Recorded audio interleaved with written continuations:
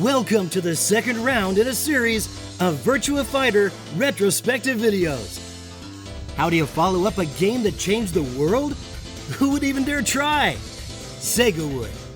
Virtua Fighter 2 hit Japanese arcades in 1994, barely a year after the original rewrote the fighting game rulebook, and ran on SEGA's industry-leading Model 2 arcade board.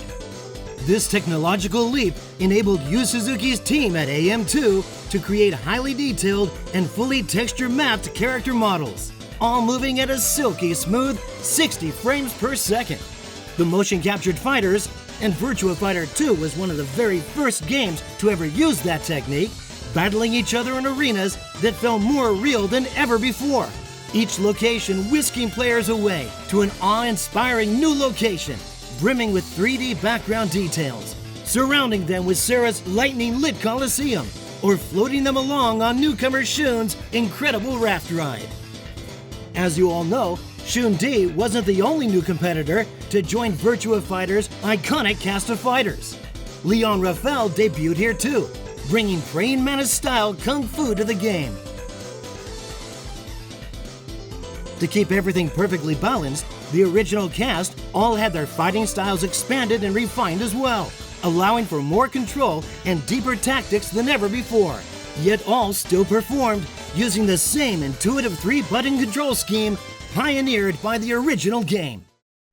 A game this good couldn't be kept in arcades alone for long, and in 1995, proud Saturn owners were able to buy a port handcrafted by AM2 themselves, ensuring that the only way to play a more accurate version of Virtua Fighter 2 for years to come was to buy your very own arcade machine.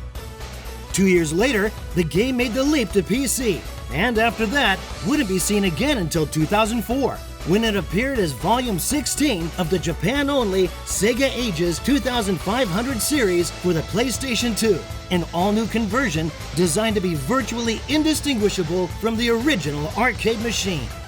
With the series' popularity still burning brightly all over the world, this arcade classic returned as part of 2012's Model 2 collection for the PlayStation 3 and Xbox 360, and since then has reappeared in the Yakuza Series Club Sega 3 times, bringing the game's fighting spirit to a whole new generation. As if that wasn't already enough, the entire cast received an adorable makeover for the arcade, and Saturn titled Virtua Fighter Kids, and were shrunk down in a different way for the Game Gear anime tie-in Virtua Fighter Mini, and had 2 different digital art collections as well.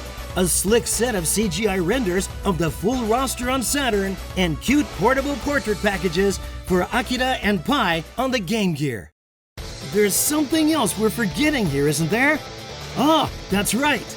Never one to be left out, the Genesis had its very own custom-built 2D reimagining of Virtua Fighter 2, released in the US in 1997, ensuring as many SEGA supporters as possible got to play one of the hottest arcade experiences of the 90s, and Virtua Fighter fans had a brand new, old way to play this incredible title.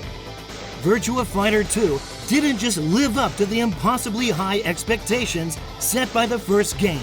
It exceeded them, proving once again that the gold standard of arcade gaming was wherever SEGA decided it should be. Join us next time when we'll be taking a look at Virtua Fighter 3.